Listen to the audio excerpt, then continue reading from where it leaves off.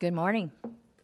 Good to see everyone and everyone watching, listening, however you are tuned in. And I would like to call the Joint Working Group on Federal Education Funding to order for November 7th, 2023. Madam Clerk, please call the roll. Representative Glenn? Here. Representative Hill? Here. Representative Reagan? Here. Representative Slater? Chair Lady Moody? Here. You have 4 members present. Thank you. Madam Clerk, please take the roll of the Senate. Senator Agberry. Senator Hensley here. Is present. Senator Powers here. Is present. Senator White here. Is present. Chairman Lundberg Here. Is present. Mr. Chairman, you have 4 Senate members present. Thank you. All right. We are officially called to order. And before we start, I was just, getting up early and getting to see the skyline of Nashville and the sun rising, and it reminded me of the Bible verse in Psalm 118:24 that says, "This is the day the Lord has made. We will rejoice and be glad in it." So just keep those happy thoughts and remember who's created our things that we enjoy. Well, before we begin the scheduled presentations, any members, do you have any personal orders or announcements you'd like to make? Okay, seeing none. Our presentations for today, we will hear from the Sycamore Institute, and in the afternoon we will hear input from our local education district leaders. We will take questions. We'll have questions from the members once the presentation is completed, and if you would like to be on the list, members, let us know. And thank you, members with the signs. Same thing, if you'll hold them at chest height, we appreciate that. Well, members, we would like to call forward the Sycamore Institute, and I see, I'm probably going to butcher your name, so you need to say it, if you'll say it anyway, and identify who you're with, please.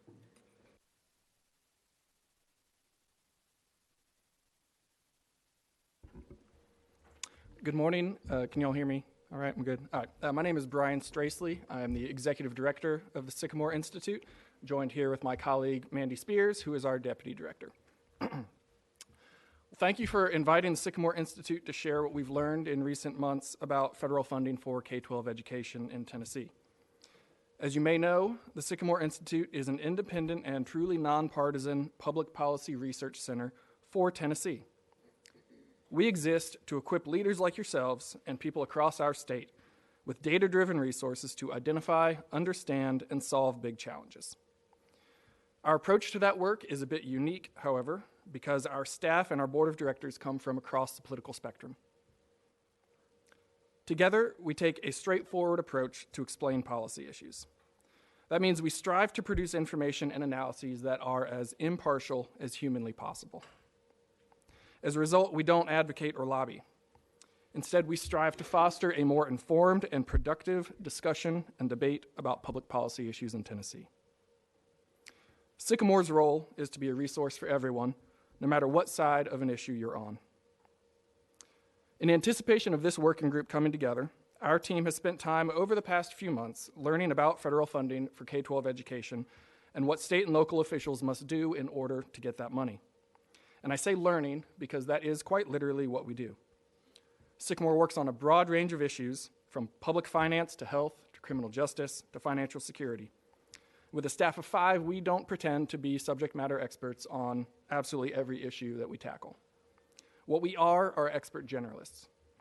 Sycamore excels at digesting complicated policy issues and communicating what we learn in ways that everyone can hear, no matter your expertise or your political perspective. Now I will hand it over to Mandy to share what we've learned. Hi, everybody. I'm Mandy Spears, the Deputy Director at the Sycamore Institute, and I don't want to over-caveat our presentation, but I also don't want to frustrate you when you ask me questions later and I say I don't know. So I did want to tell you a little bit about what I am and what I'm not. So I'm not a longtime education policy expert. and I'm not a constitutional lawyer or a lawyer at all. I used to be married to one, if that counts. What I am is a researcher. I do a lot of reading. I read things from lots of different perspectives. I talk to different people. I try to understand the history and context of an issue. I try to ask really good questions, and then I try to figure out what the themes and the complexities are, all the angles, and then we work really hard to explain it in a way that makes sense, regardless of sort of your level of expertise or your political perspective on an issue, so that you can make the decision that makes sense for you and your experiences and your values. I'm also human, so I might have missed some things or not thought of something from an angle that maybe is important to you. So those are my caveats. Now, trust me after I've told you all the things I'm not. Okay, so what I'm going to go through is a couple of reports that we have done over the last few months. So at the beginning of August, we did a report on federal funding for Tennessee school districts. And in this report, we just looked at how federal funding varied for school districts, how dependent they are on those dollars, and what kinds of things districts have in common that are most dependent or least dependent. Is there any themes that come out of that? That also included an interactive dashboard where you can go to our website and click on a district and see all the information about that district in terms of its dependence on federal funding, and I'll talk more about that in a minute. And then most recently, a couple weeks ago, we did a deep dive on, what is the federal government's role in K through 12 education in general? What are the specific programs that they're involved in? What are some of the requirements that influence how K through 12 operates? What are some recent tensions that the state has had with some of those requirements? And then out of all that research, we came up with sort of 11 trade-offs, considerations, and things to think about. So that's what I'm going to use my time for. So first, I'm just going to go through a 101 on federal K through 12 funds, look at funding by district, and then I'm going to go through those 11 trade-offs and considerations. So first, just a very high-level overview. You guys got a really good overview yesterday from the Offices of Research and Education Accountability, so I'm not going to go quite as deeply as they did. But the first thing to know is that in 2019, which is the year that we looked at, so 1.8 billion is a number I think that we've heard a lot. The number we use is 1.1 just because we're looking at what does the state typically get from the federal government, setting aside all these big dollars that the state got during the pandemic. So we looked back at 2019, it was about 1.1 billion for the 5 years, including 2019 and before. But in 2019, districts across the state got about $10.6 billion in total revenue. About 41% of that came from local revenues, about 48% came from the state, and then about 11% was federal dollars that came through the state, and then less than 1% were federal dollars that school districts received directly from the federal government. So that 11%, let's put it in context, is that little sliver right here. So 11% of all K through 12 revenues came from the federal government through the state. On average, states in 2019, about 9% of their school revenues came from the federal government. And here is Tennessee in context with all 50 states. So Tennessee schools were more dependent on federal K through 12 dollars than all but 13 other states in 2019. So zooming back into the state level, that 11%, that's federal dollars. Most of that was for school nutrition, about 39%. About 27% was for Title I under the Every Student Succeeds Act, and so that's primarily focused on students who are low income. About 20%, formatting here's messed up, apologies for that, but about 20% came from the IDEA, or the Individuals with Disabilities Education Act, and then everything else was in that final 12% there. So let's talk about the requirements.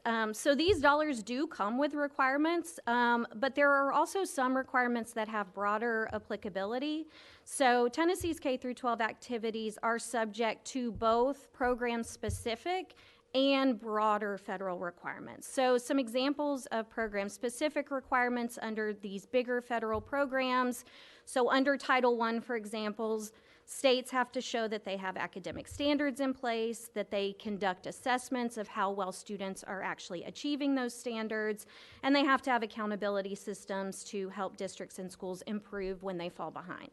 Under IDEA, it guarantees a free, appropriate public education for students with disabilities, and it requires that those students get an individualized education plan that lays out what those needs are for meeting that requirement.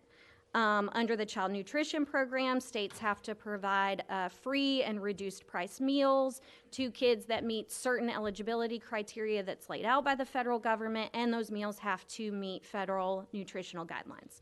So just some, very high-level examples of program-specific requirements.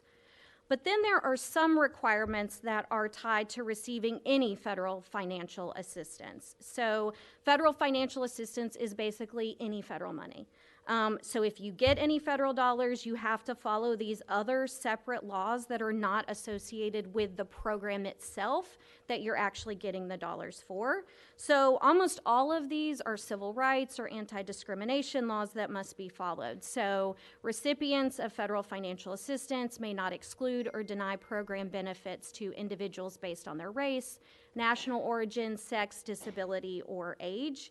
So these get interpreted within specific federal agencies and applied to specific program settings.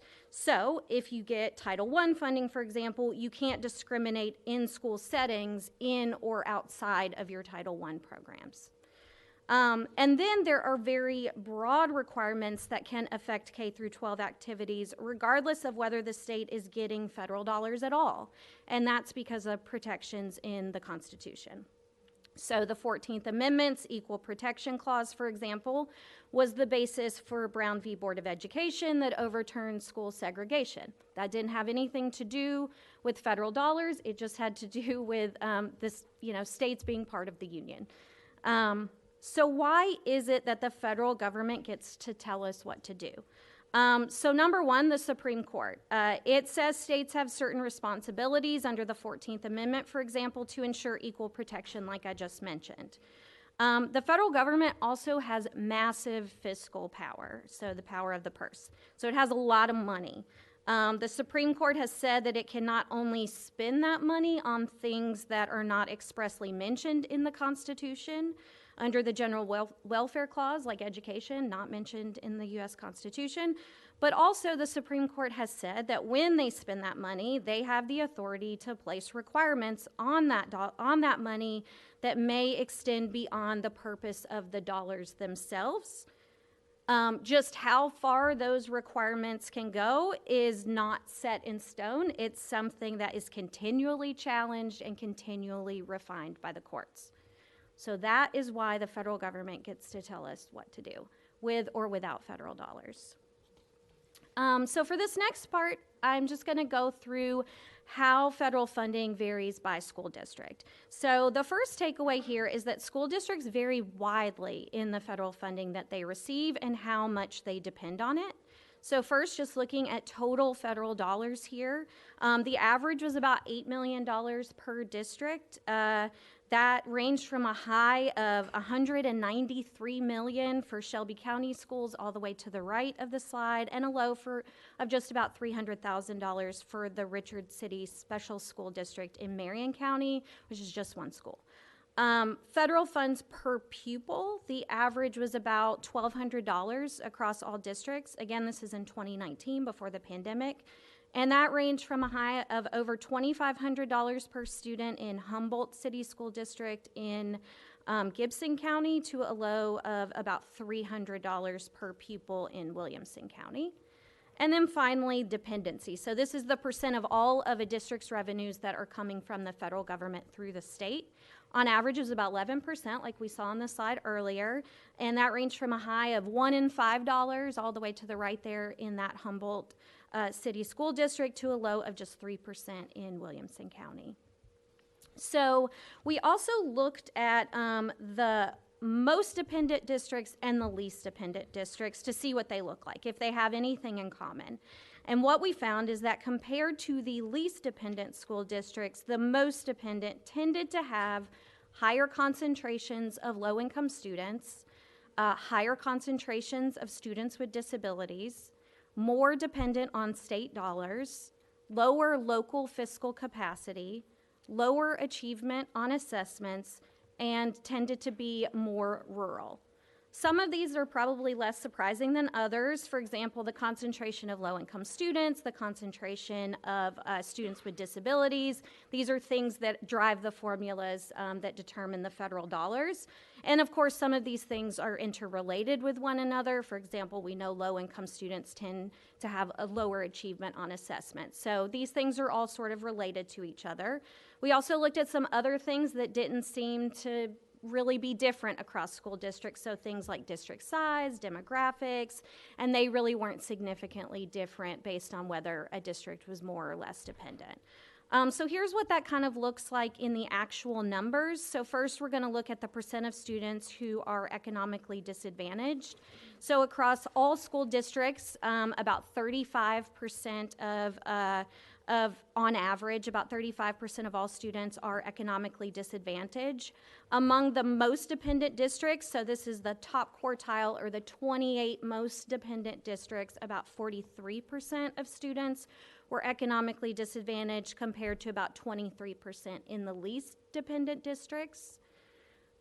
Looking at the percent rural, so across all school districts on average, about 80% of school districts, or 80% of the locales in school districts were considered rural.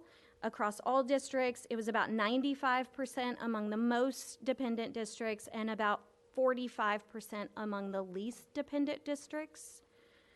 And then the last one I'm going to show you is where do a district's in-state revenues come from? So excluding the federal revenue, what's the funding split between state and local? So across all districts, it's about 2/3 coming from the state, 1/3 coming from locals on average. Among the most dependent districts, it was about 3/4 coming from the state and 1/4 coming from local. And among the least dependent districts, it was more like 50-50. So those most federally dependent districts also tend to be more dependent on state dollars. And if you look at sort of the TISA calculations, they tend to have lower fiscal capacity as well. So less ability to contribute their own dollars to their school districts.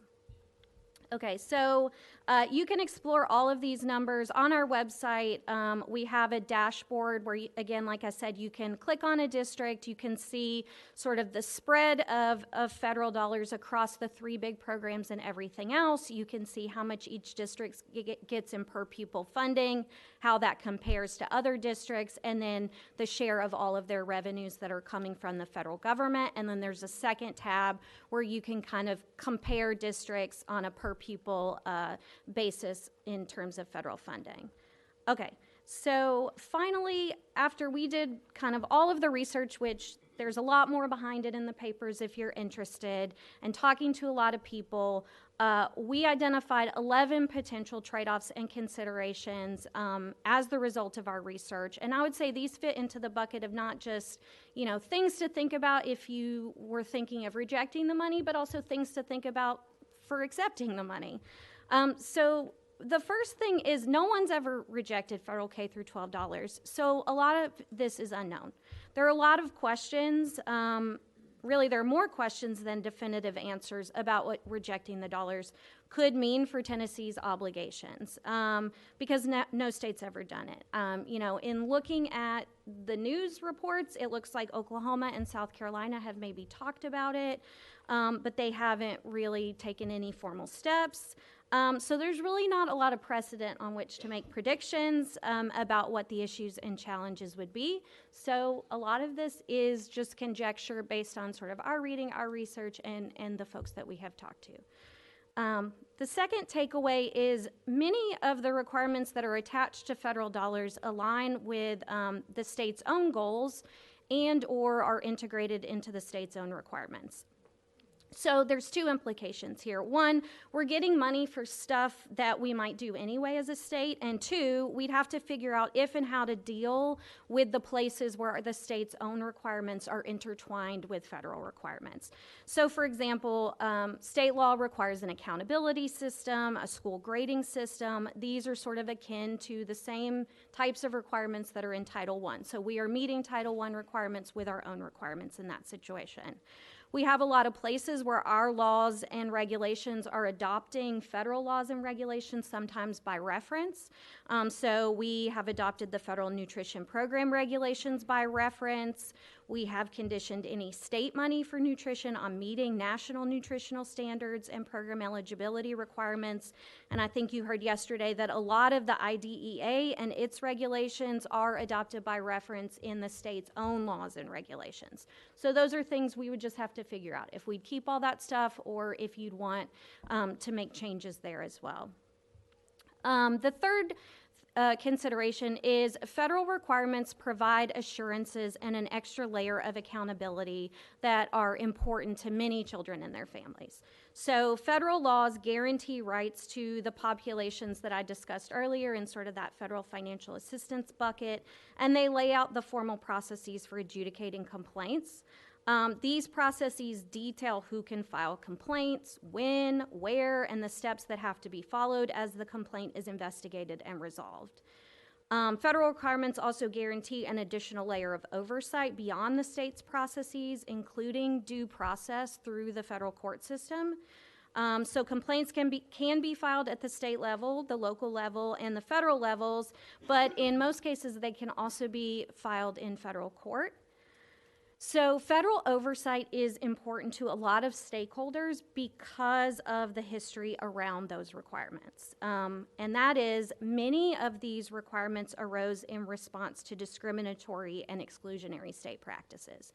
So a lot of this stuff came out of the civil rights movement at a time where there was rampant racial discrimination and school segregation, where students with disabilities were being excluded from the public school system altogether. So students and families in these protected classes may worry that such practices could return in the absence of federal oversight. Fourth takeaway, Tennessee has to adapt when federal requirements change. So when the Every Student Succeeds Act was passed in December of 2015, it had substantive changes from the law that came before it, which was the No Child Left Behind Act. In a lot of ways, it was less prescriptive, but in other ways, it had new requirements. Meanwhile, the state had just finalized its strategic plan right before it passed. So because federal law changed, federal regulation changed, the state had to revisit some aspect of that plan to either address the new requirements that were in the new federal law or to use the new flexibilities that didn't exist before. So those are administrative burdens that happen when the federal government shifts its priorities. The fifth takeaway, the federal government has not always fully funded its commitments. So some of the federal K through 12 dollars are specifically meant to offset the additional costs of meeting those federal requirements, but the funding levels for that haven't always lived up to promises. So the IDEA, for example, recognizes that students with disabilities cost more to educate. And it authorizes funding levels at the federal level that would cover up to 40% of those additional costs. However, Congress has never actually funded the IDEA at that level. As of 2019, the actual federal IDEA funding represented only about 14% of the estimated excess cost. Takeaway number 6. So if Tennessee rejected federal dollars, the state would have to work out many details to ensure a smooth transition for districts. Federal money and guidelines are woven into all levels of Tennessee's K through 12 system, so the state would likely need a thoughtful transition plan to minimize disruption for districts. Districts are already facing challenges from the switch to the state's new school funding formula, TISA, and the end of supplemental federal funding related to COVID-19. So some examples of questions that you all would want to consider or answer would include things like, how much federal funding would Tennessee want to replace with its own dollars? how would those dollars be allocated? Would they be allocated in the same way as existing federal dollars, or would they flow through the state's existing funding formula? Would the state replacement affect how much locals are required to put towards school funding? What federal requirements would Tennessee want to maintain for school districts? How would state law and regulation need to change to accommodate those requirements that the state wanted to maintain or modify? So just a few examples of the types of questions that would need to be thought through. Number 7, a long one. The days of historically large surpluses may be over, but Tennessee likely still has room in the budget to replace federal funding, but at the expense of other potential investments. So let's unpack that. First, the days of historically large surpluses may be over. So Tennessee's revenue collections fell short of expectations in fiscal year 2023 after years of historic budget surpluses. So here you see the last 9 years of year-end surpluses for the budget. So we had huge ones exceeding $2 billion in 2021 and 2022. But revenues fell about $330 million short of 2023 expectations. Here is our monthly revenue tracker that we keep on our website. What you see in the top right corner is that 2 months into fiscal year 2024, the state's already fallen about 50 million short of projections. Actually, during yesterday's work group meeting, the State Funding Board heard from experts in order to revisit this year's projection and look into next year's budget. Folks are thinking that collections this year are going to be flat or even negative, and then a wide range of predictions into 2025, everything from sort of flat to 5% growth. So we're in very uncertain times in terms of the economy and what's going to happen in the longer term. Even so, Tennessee likely still has room in the budget to replace federal dollars. So this is a graphic from our 2024 budget summary where we showed where the money in the governor's budget was coming from and where it was going. Don't squint too hard. The takeaway here is that the recurring revenues, so that is the budget, that is the blue or gray bar on the left side, is higher than the recurring allocations, the blue or gray on the right side. So that is, you all used recurring revenues and allocated them for one-time purposes. So that means they're still in the 2025 base and haven't been allocated yet. So after changes made during the regular and special session and that year-end shortfall that I just talked about, there's still probably about $2.2 billion in recurring revenues that are available before any additional revenue growth for the 2025 budget. So that would be more than enough to cover the $1.1 billion the state typically receives for K through 12 education, and then usually there's about $1 billion in recurring needed to fund annual routine cost increases, so things like state employee salary increases and benefits, student growth, inflationary cost increases. Having said that, the money is there, but as with any decision, it comes with an opportunity cost. So that is what else could be done with those dollars. So replacing federal dollars with state dollars would be done at the expense of other potential investments. $1.1 billion is a lot of money. We'll put that in context. So compared to state revenues, for example, $1.1 billion is equivalent to about 4% of all state dollars in the general fund. About 8% of the sales tax we're expected to collect this year, and about 23% of all of the franchise and excise taxes we're expected to collect this year. $1.1 billion is also more than any of the recurring increases to the Tennessee Department of Education over the last decade. So this is every recurring increase appropriated over the last decade for TDOE, including the historically large one for TISA implementation that was built into the 2023 budget. And then finally, $1.1 billion is more than the budgets of all but about 4 or 5 state agencies. TDOE, TennCare, TDOT, THEC, TDOC, TDOC, depending on the year you're looking at, those are the only agencies that get more than $1.1 billion in state dollars each year. Okay, takeaway number 8, we're getting close. if rejected, much of Tennessee's federal education funding would probably go to other states. It's just how the formulas work for those dollars. So all the formulas for the programs that are funded through the U.S. Department of Education, so not the USDA one, not the school nutrition dollars, they're distributed to states based on a formula. So if Tennessee rejected some or all of that $700 million that it receives through those programs, those funds wouldn't result in taxpayer savings unless Congress reduced its funding amounts by that same amount. While it is possible that Congress could do that, it does seem more likely that those funds would just be redistributed to other states. Number 9, federal requirements create administrative burdens that may or may not still exist if Tennessee rejected federal dollars. So how administrative burdens would change might depend on what level of government you're talking about.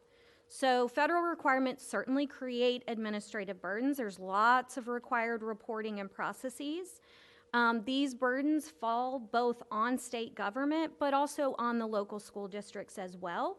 So certainly state officials would likely no longer have to fulfill most or all of those reporting requirements. The difference for the local school districts, however, is less clear. That would depend on how rejecting federal dollars would change what the state requires of the local school districts. So, for example, state law already requires numerous plans and reports from districts. The state would likely replace some of the federal requirements with its own requirements, and those would come with continued reporting and oversight for districts. So it would just depend on what the state required of the local districts of how it would affect the administrative burdens for districts. Number 10, many federal requirements could still apply to Tennessee schools even if the state rejected federal K through 12 dollars, creating questions that would likely be resolved in court. Why is that? Well, number 1, cutting every dollar that tethers the state to federal requirements could be nearly impossible. And 2, some requirements could still apply with or without any federal dollars. Because of its broad application, the requirements associated with that broad definition of federal financial assistance could still apply depending on the scope of the state's rejection of federal dollars. So, for example, in fiscal year 2019, 72 Tennessee school districts received about $60 million directly from the federal government, so not through the state. And then in addition to those sums, there may be other less obvious ways that schools receive or benefit from federal assistance. So think about TennCare reimbursement for certain services provided in school. I had a local lawmaker come up to me recently and tell me about the money they receive for junior ROTC through the Department of Defense. And so we just don't know how those other types of dollars could trigger those federal financial assistance associated mandates. Other protections could still apply also, things that the Supreme Court has decided on that were sort of outside of a question about dollars related to students with disabilities, English learners, and of course those protections in the 14th Amendment. What requirements apply when and how would likely be worked out in the court system. And those questions could take some time to figure out. Finally, it is unclear if Tennessee would still get federal education aid to weather recessions and how quickly the state could reverse course if policymakers change their mind. So to that recession point, in recent history, the federal government has supplemented K through 12 funding to help states weather recessions. So this shows federal revenue for TDOE all the way back to 1990. These slivers right here of pink are recessions. So during and after the Great Recession, for example, TDOE's federal revenues grew to $1.5 billion or 30% of the department's budget. This was a critical resource for plugging holes in the state budget during and after the Great Recession, so it helped the state maintain its overall investment in K through 12 education while plugging holes elsewhere in the budget, so it was important for the entire budget. These amounts obviously were even greater, sort of unprecedented during and after the COVID pandemic to address both the recession, but also additional needs that the schools had. So if we rejected federal money, would we still have access to relief during times of emergencies? We don't know. There are also questions about how quickly the state could reaccess federal dollars after rejecting them, should we change our minds. So for example, how long would the federal government give Tennessee to come back into compliance with its requirements before dispersing funds? Could Tennessee still meet certain fiscal requirements that are associated with the dollars, like maintenance of effort and supplement, not supplant requirements, if we wanted to withdraw our state funding that we had previously used to replace it with rejected federal dollars? So these are just some of the things that kind of came out as themes, trade-offs, considerations when doing our research. Really appreciate the time that you've given us, and of course, happy to answer any questions that we can. Thank you very much for all the slides and information, and your thoroughness is very interesting and a lot to, again, to be reminded of, to consider. And so members, I'll recognize, yes, Senator White. Thank you, Madam Chairman, and thank you so much for this in-depth presentation. Really appreciate all your time you've put into this. Going back to some of the consequences that may or may not happen, number 5, you said that the federal government sometimes does not live up to their obligations, and you used the IDA. Is there anything else other than the IDA that they are not living up to their obligations? I don't know off the top of my head. I would have to look further into that for you. Okay. One more question, Madam Chairman. Yes, Right. go ahead, please. And then you said that historically they've done 14% out of the 40. So is the state or the locals picking up the rest that the federal government is not covering? I can't say what fully funded would look like, so it's like they envision a certain amount that it would cost to meet these requirements, and they say we'll pick up 40% of this hypothetical amount. But yes, everything else is being picked up by local governments to the extent that the needs are being met of students with disabilities. So yes. But I can't say if it's like actually, 86% of that hypothetical amount, because every student's needs are different. Thank you. Any other questions? Oh, I see. I can't. Yes, Senator Hensley. Thank you, Madam Chairman. And yesterday, the comptroller told us a little bit different percentages about the nutrition program and the IDEA program than what y'all did. But you said that the nutrition funds was the largest percentage we received? Yes, sir. That was based on looking at district revenues in 2019. Okay, and as far as you can tell, are the requirements for us receiving nutrition funds only required to nutrition and requiring that they have nutritious food, or are there any other requirements that you could tell that are tied to the nutrition funding? Right. So there are those broader requirements associated with federal financial assistance that then get interpreted by the individual agencies that are carrying out these programs at the federal level. So what that has translated to in recent years, for example, is the USDA has issued some guidance around the application of Title IX in school settings that is tied to the receipt of those dollars related to nutrition. So it's sort of the nutrition dollars are the hook for these other requirements. But the Federal Department of Education has also issued similar guidance related to their programs as well that are tied to that those Title IX requirements. So they've tied Title IX requirements to the nutrition funding? Yes, sir. Okay, thank you, Madam Chairman. I think there's a pending lawsuit from the state of Tennessee against both the USDA and the U.S. Department of Education related to those requirements. Those requirements have not gone into effect. They've just been proposed. Okay, thank you. Yes, Chairman Reagan, you're recognized. Thank you, Madam Chair. Thank you for being here. Thank you for the presentation. Also, thank you for the materials you sent us in advance. Some of my questions are going to be related to those previous ones. However, to the, Madam, if I could, I have a series of questions. Yes, please, go ahead. Let's revisit one of the questions from yesterday, and I would like to get your input on this. We asked yesterday about the compliance costs, and that particular issue, the example you just brought up, Title IX puts certain requirements on the state at both K through 12 and higher education levels, which the feds do not provide money for. So how much is it costing the state to comply with these that are not covered by federal dollars?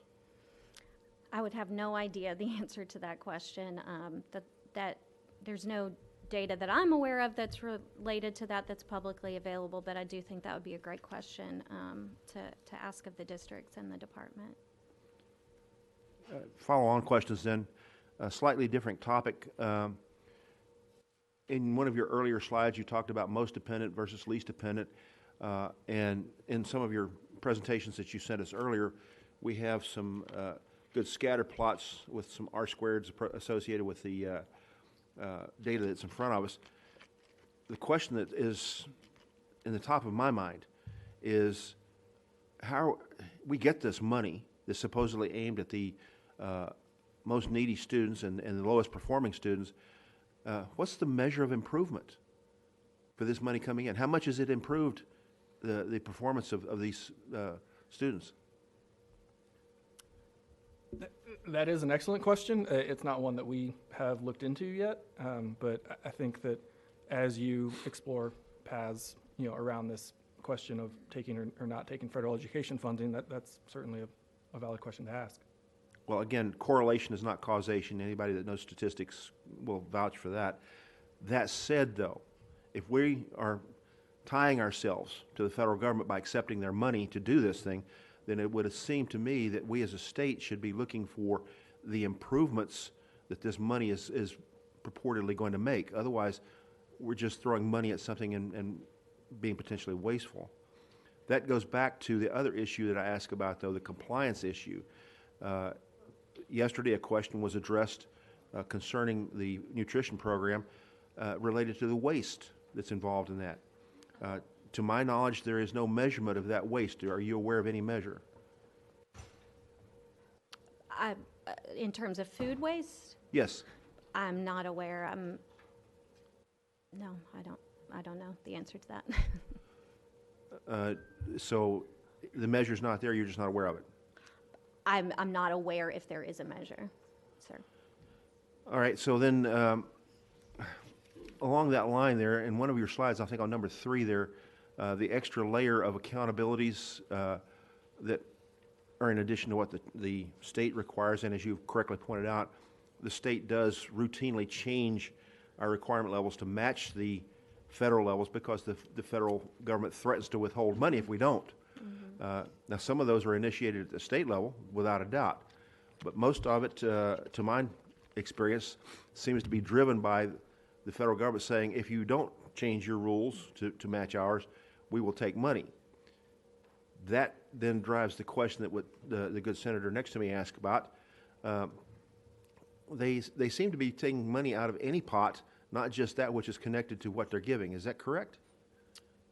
It was mentioned that the U.S. Department of Agriculture, the Department of Defense gives money, but yet we have the Department of Education saying, we're going to take that money because you're not doing something and something we tell you, which is completely unrelated to those things. Right, so those are those federal financial assistance requirements where they extend beyond the purpose of the program, but because you are receiving funding through the federal government, regardless of what it's for, you must meet these other broader requirements in how you carry out the setting in which that money is being received. But the arbiter of how well we're doing that is purely in the U.S. Department of Education, is that correct? Well, no, it provides a due process through the federal court system as well. So you could go through the Office of Civil Rights within the U.S. Department of Education, but you could also file suit within federal court. You can also file complaints at the local or the state level as well.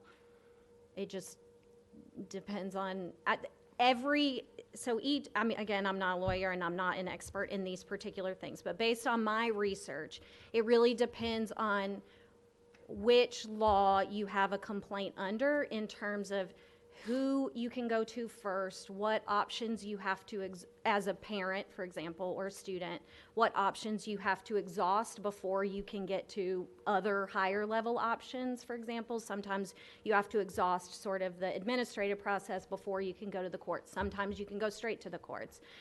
In terms of who you go to first at the local, state, or federal level, you have an option. It's up to you as the parent or student, depending on which of the kind of laws you're talking about. If you're talking about the Civil Rights Act of 1964, if you're talking about Title IX of the Education. 1972. Okay, yeah, so thank you. So it just kind of depends on what provision and what law you have a complaint under as a student or a parent. But as a state, Yes. if we were to make the decision, Yeah. and obviously no one's made it yet, but if we were to make the decision that the funding for this particular program, pick one, I don't care what it is something that we're going to cover as a state, we want to be rid of the federal string tied to this particular program. We can't do that because the federal government can say, okay, well, we'll just withhold it for over here. Right, so that is the question, is because there are lots of dollars flowing to schools in lots of different ways from the federal government, it's possible some of those requirements would still apply. And this gets back, I think, to the point of a lot of these questions likely being resolved in court, because I could imagine the scenario in which something like that happens and the state sues the federal government to, say that, no, you can't take that money away from us. Well, Madam Chair, if I could, to her point, though, the Uniform Administrative Procedures Act has within it adjudication procedures, due process, if you will. And since many of the things we're talking about come about by virtue of rules, that would be the logical place to go. That said, we have court cases that are preventing that, and even if we were to go that route, the problem with the administrative route is that the administrative agency is its own legislator. It makes its rules, and it appoints its own judges, and then it also enforces it.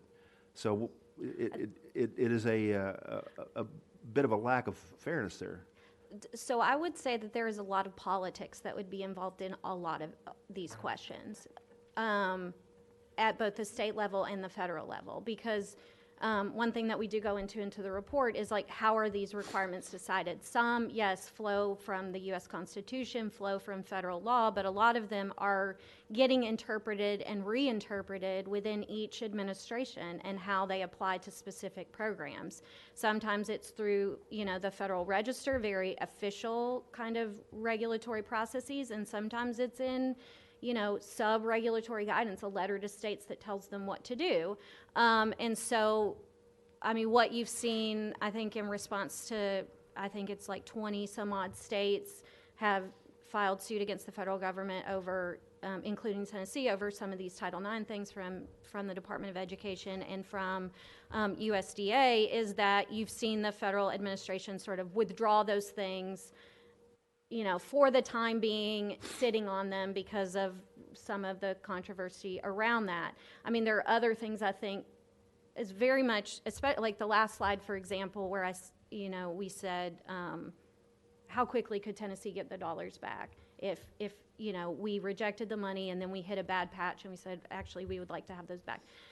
If you had a administration at the federal level that was at odds with the politics here, they could make it hard on us, or they could make it easy on us if it was the other way around. So a lot of this stuff is kind of squishy because as you say, a lot of it is getting done at the administration level versus at the congressional level.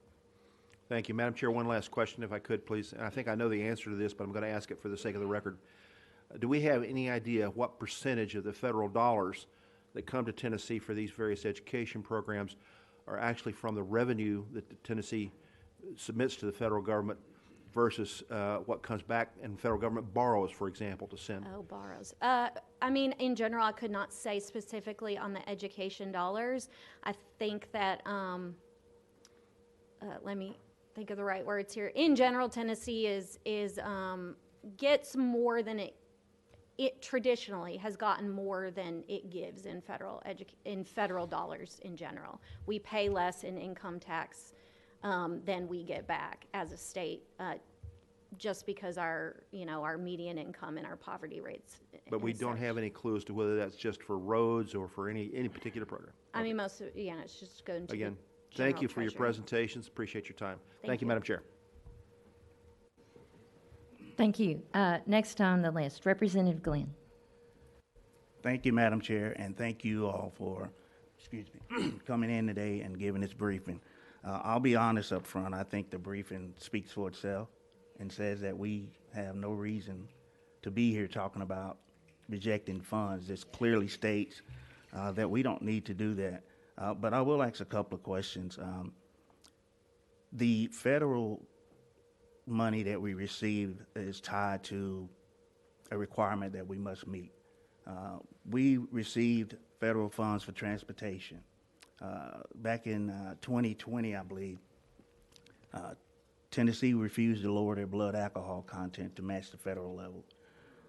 But we tend to follow this federal regulation when we come to transportation. We didn't go to court and sue them because we didn't like the answer.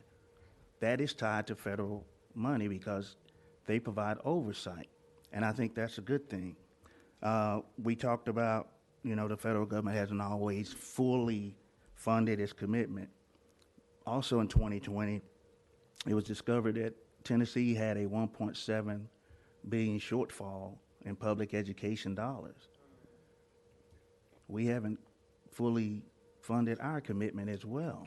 There's much money that we could give to our public education system, and we're not doing that. Also, you talked about federal requirements provide assurance and extra layers. I would think we need those extra layers. I would think civil rights, making sure we treat all our kids with dignity and respect is important. Making sure that our lower income, our most needed kids receive what they're entitled to. So I say all that to say,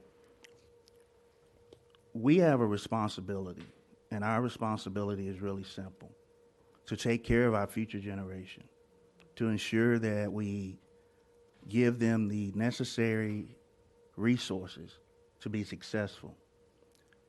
The conversation of rejecting funds because we do not like a standard or a requirement that adds protection to ensure that we're doing what we're supposed to do, it makes no sense to me. We have to do what's right. And I really hate that the federal government has to tell us to do that. We should be doing it anyway. So I didn't really have a question, I just had a statement. Thank you. Thank you. Next on my list, I have Representative Slater. Thank you, Madam Chair, and thank you for your presentation today. You touched on some program-specific as compared to broad federal requirements. And I have questions regarding Title I. And specifically, you touched on academic standards and then assessments. So my question would be, which academic standards are federally mandated that otherwise may not be involved or incorporated in state academic standards? And then the same question when it comes to assessments. So it's kind of two different questions. And with the assessment piece, what assessments are we requiring of students that otherwise would not be required if we did not accept federal funds? So on what the federal government requires, it's repeated at least twice in the Every Student Succeeds Act that the federal government cannot in any way require states to adopt specific standards or specific assessments or even review the assessments or review the assessment questions. Instead, the standards, the Department of Education will, others, probably all kinds of people will know this, but I don't. You know, it's some language around challenging or something like that, and otherwise. In fact, I'm not even sure they have to review the standards. You just have to document that you have the standards in your state plan. And then on the assessment front, I think there's a little table, yeah, right here in the second report that we did. They require reading, math, and science assessments, and they require a certain frequency. And that is the extent of the assessment requirements. Then there are some requirements around, you know, everybody in the same grade has to be getting the same assessment. And the reasoning there is, you know, if you're giving two different assessments in 10th grade, you can't compare two schools apples to apples. It's apples to oranges or whatever.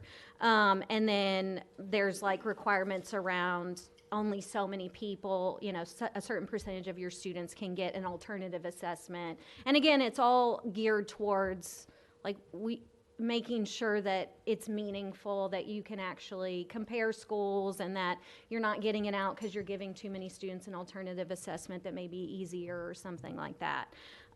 So the state has had issues meeting some of those requirements associated with the percentage of students getting an alternative assessment and providing the same assessment to everyone in the same grade.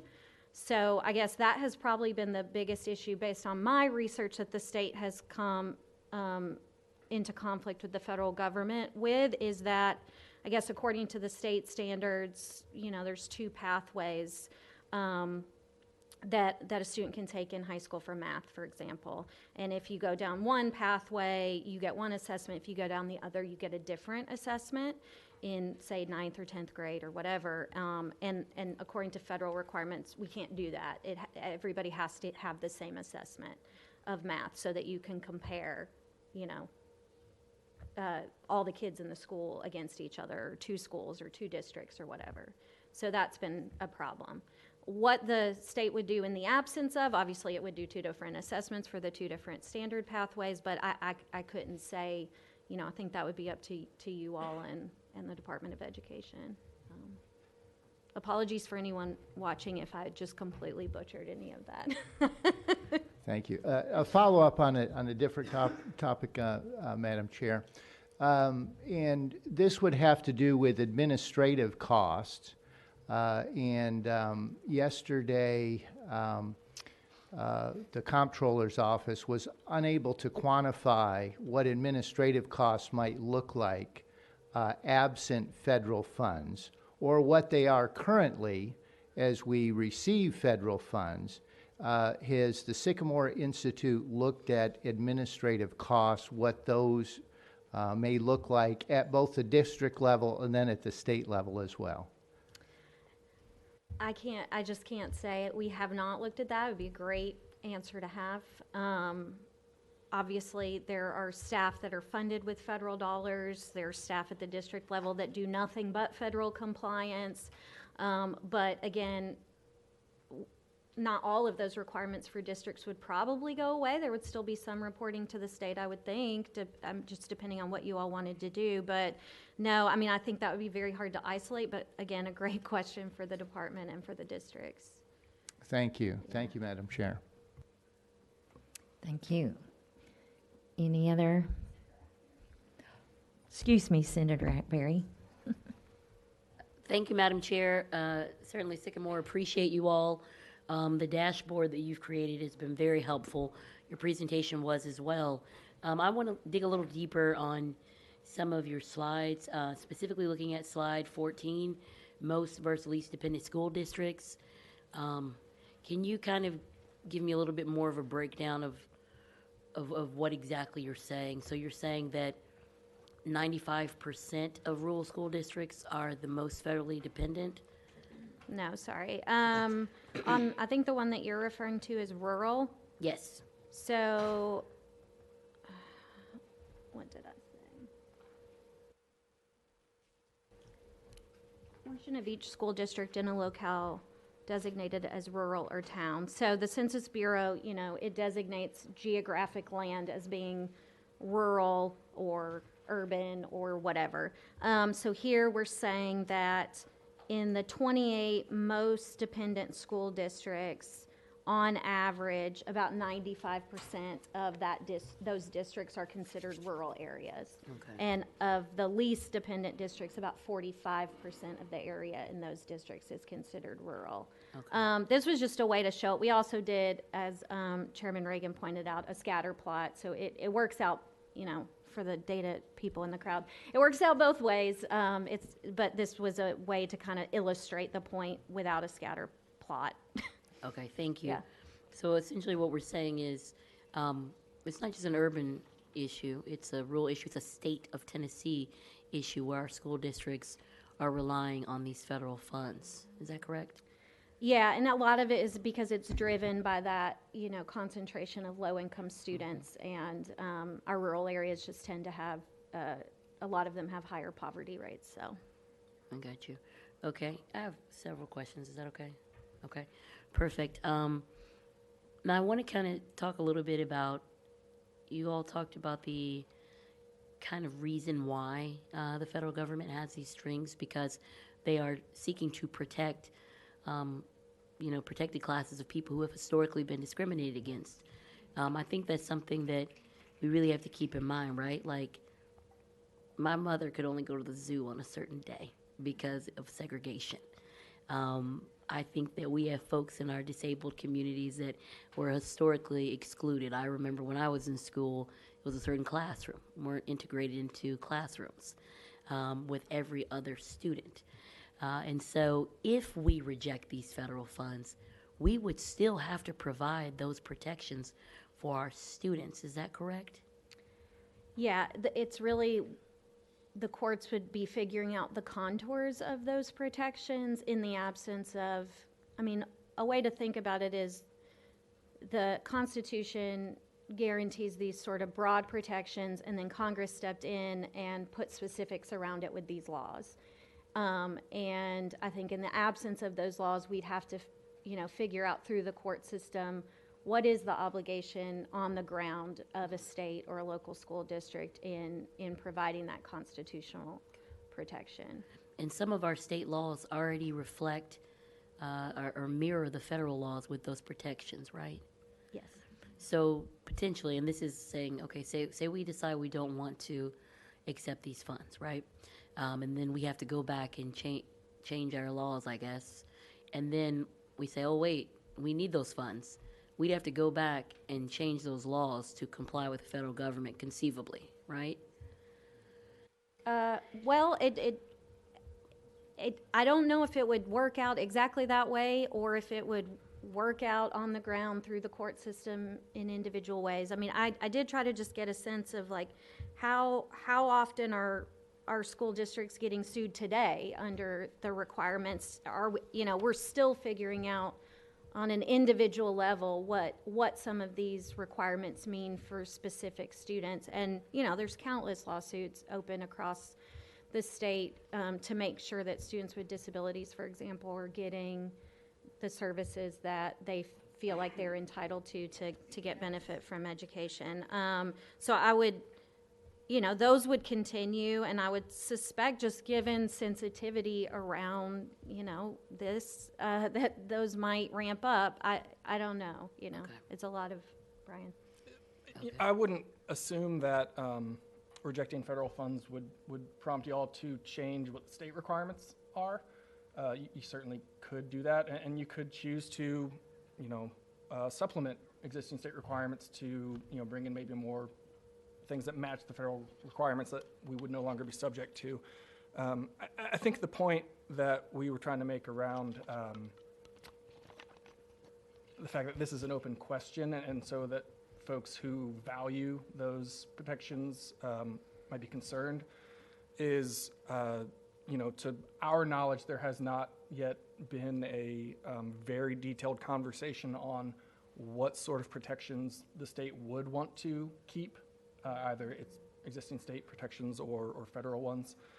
And as long as those kind of questions are outstanding and not yet fully resolved, and I think it's likely that any decisions y'all did make would still be adjudicated in lawsuits, so that this would probably be a question that would not be fully settled for some time. Okay. Okay, so throughout y'all's presentation and the presentation from the comptroller's office as well yesterday, there's no real ability to quantify the cost of administering or accepting these federal funds. So if we were to reject these funds, we really couldn't put it on the basis of that. So conceivably, there would be other strings that we don't want to abide by, like Title IX or like protection for students with disabilities or the Civil Rights Act. I mean, otherwise, it doesn't seem to me that there's any numerical data to support rejecting these funds. If anything, it supports accepting them, because we are seeing, out of my 10 years in the General Assembly, we're starting to see less than projected revenue. So can you kind of give me, am I clear that we have no idea truly, just because this is so uncharted, because no other state has made this potentially catastrophic decision before, we don't know exactly how much money a state would save by doing this, like offsetting the funds versus the cost of administering the programs required under the funds? Yeah, we don't have any data to quantify that. Okay. All right. Well, I have one last question, Mr. Chair, or Madam Chair, chairs. And and that is just that this is uncharted territory, right? Do you guys foresee being able to kind of get additional information on numbers from the Federal Department of Education? Should we seek information from them? Do you think it's more of a State Department thing, or working together? And I only ask because I know I trust you guys with numbers 1,000%, and so I just want to know where you think we should go if we want to keep digging. I mean, I think the feedback you're going to get from the district is probably a really good starting point. I don't know. The Attorney General's office, like they... Sorry, that's a hard question. I mean, I withdraw my question. Thank you. All right, anyone else? Representative Glenn.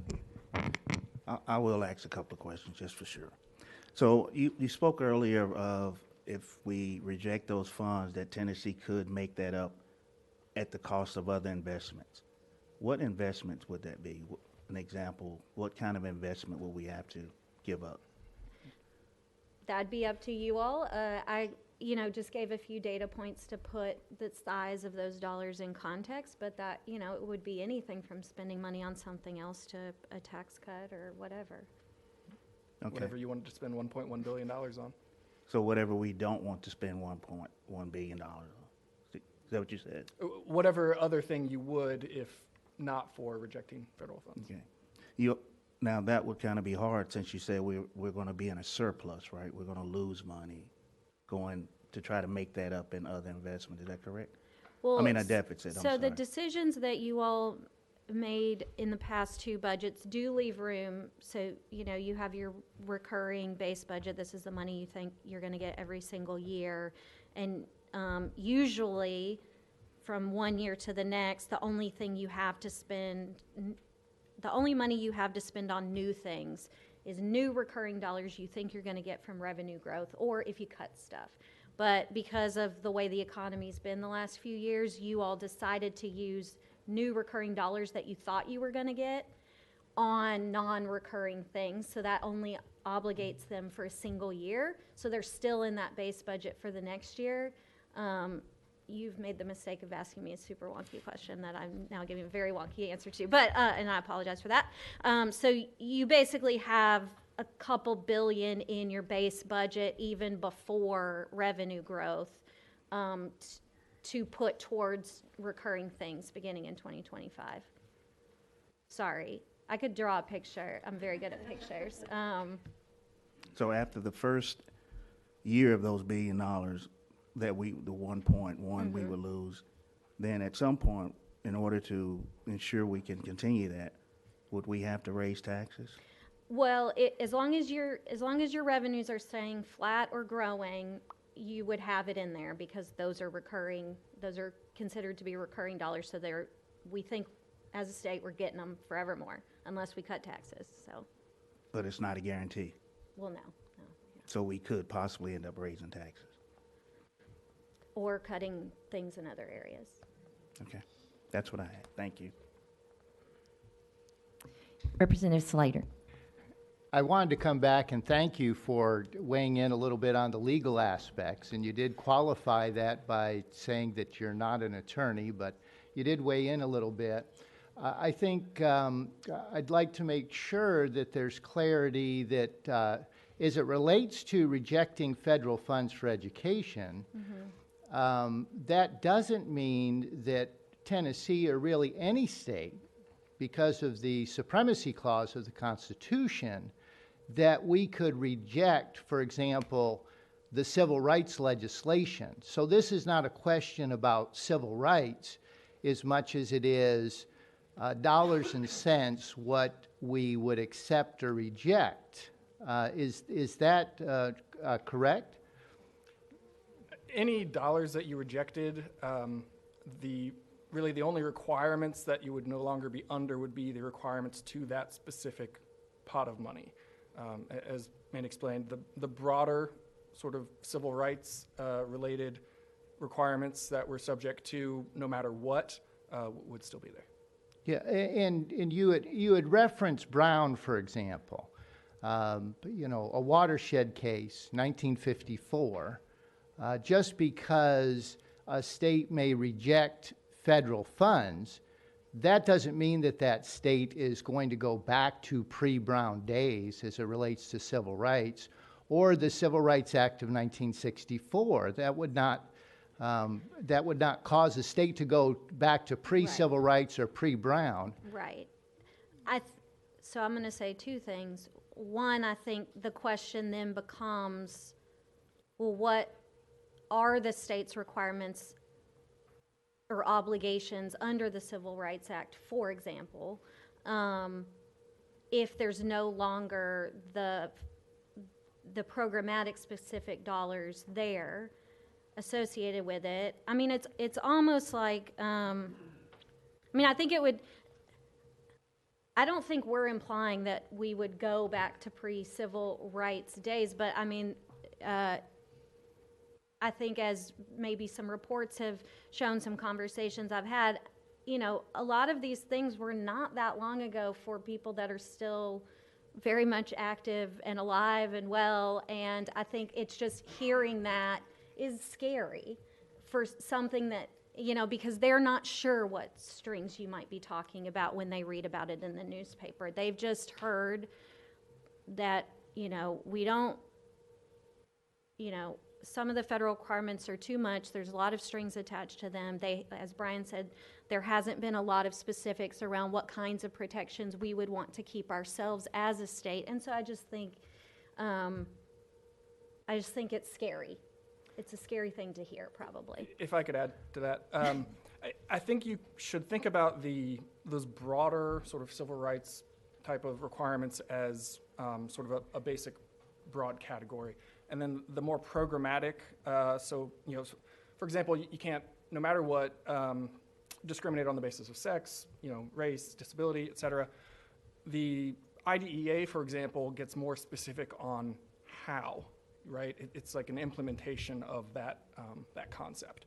And so if the state was no longer subject to those federal requirements for IDEA, the question then becomes, how does the state have to exactly meet its obligations under those broader civil rights requirements? Like, what does it look like on the ground if a kid needs an aid in the classroom and the school isn't giving it, or if they feel like they need an aid and the school isn't giving it to them? What does the Constitution guarantee that student versus the IDEA? So it's really about that gray area between the very broad protection in the Constitution. They're going to take my law license away. I don't have one. So that gray area between the Constitution, you know, very broadly, and then the specifics of the IDEA. Yeah. Madam Chair, if I could follow up, and you use the term scary, and I don't want folks to be scared that somehow that any decision, future decision, because we're not here to make decisions on this body. We're here to investigate, research, and then provide a report. But that any future decisions of the Tennessee State Legislature could destroy the foundation that our U.S. Constitution gives us when it comes to civil rights. So there shouldn't be any thing scary there. The Constitution provides a floor, not a ceiling for rights. In fact, other states may grant to their citizens more rights, more opportunities than the federal government does. The state of Tennessee, we can grant more rights, more protections for our citizens than the federal government does. The U.S. Constitution only provides for us a floor, not a ceiling for the rights of our citizens. So I don't think that there needs to be really any fear that civil rights are going to be taken away. Those are guaranteed by the U.S. Constitution. And then supported, of course, by the Tennessee State Constitution as well. Thank you, Madam Chair. Thank you. Sorry, I don't mean to neglect that side. Senator Ackberry. Thank you, Madam Chair, and I normally don't like to speak more than once, but Representative Glenn brought up a good point that kind of I have some questions about. Specifically, so we know, again, I said, since I've been here, we've had surpluses, but in 2009 through 2014 or whatever, 2007, the Great Recession, right? Tennessee's revenues were $1 billion less than what they expected in one fiscal year. Can you tell me, or if you know, obviously we have to fund our formula, but discretionary funds for our school systems were reduced by over 30%. Do you have any data or information you can share about that time, or like what it potentially could look like when we have a budget downturn and we have to actually cut programming? Yeah, so we did a report on this, I think in like early 2020 as we hit the pandemic, just to do kind of a full look back history of what happened during the Great Recession, because of course we had no idea what kind of recession we were looking at that time. And, I think over the course of many years, a lot of actions got taken to get the state's budget through not just the Great Recession, but obviously the after effects that went on for many years. And it included, tapping the rainy day fund, tapping reserves from all other, any other program that had a reserve that the state could tap, they did tap. There were cuts made to, I think, higher education in particular. There were things like state employee freezes, and then just keeping things sort of constant. Tennessee weathered it much better than a lot of other states did because they had all these different tools at their disposal. And of course, one of those tools was federal funding as well. And the feds, have a couple different places they can go to give states money to help them out. And so even though it goes towards a specific program, it's really helping the whole state budget. And those tools are typically, K through 12 money. TennCare is always a big one. They up their match during that time, and usually some infrastructure dollars. So we're happy to send that report around as a resource. Thank you, because I think while we are facing, not the Great Recession, but a bit more uncertainty than we have had, it's important to keep in mind that the federal government really does help us stay afloat, and the consequences of having to cut state programming. I mean, this is not something that's hypothetical. It has happened before. And it could happen again. So thank you for that. I look forward to seeing that report. And the last thing I'll say is, yes, we are protected by the United States Constitution and the state constitution. However, there are people across this state who feel like their rights are being, kind of restricted on a daily basis. If you look at the string of lawsuits against the state of Tennessee and the unsuccessful defense of those lawsuits, we know that someone's interpretation of constitutional protections could be different than what the courts is. So I think that it is righteous and correct to fear when you are in a protected class. A lot of people don't know what that feels like, but when you are in a protected class, to fear those rights being taken away. And so my commitment, when I took my oath, when I was sworn in to uphold the United States Constitution and the state constitution meant fighting to protect the least of these among us. And that's something that I will always do. Thank you so much, Chair Lady and Chairman. You are welcome. So I think you'll send all of us that report too that you mentioned, yes? Looking for other commenters? Representative Gillian? Okay. Well, seeing none, we are very, again, grateful. It's been very informative, and God bless you for weathering all the questions and your transparency. We really do appreciate you very much, and thank you for helping us through this.